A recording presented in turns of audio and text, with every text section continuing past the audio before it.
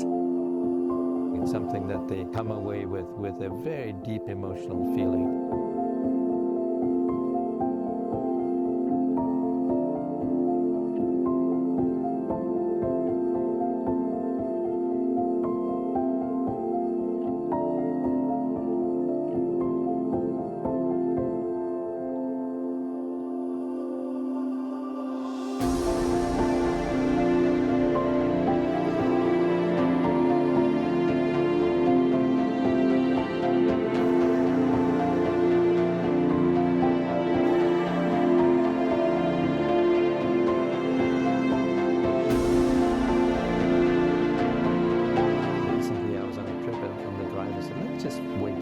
Something's about to happen. She looks like she's about to give birth. And then before we knew it, the mother elephant gave birth to a little baby.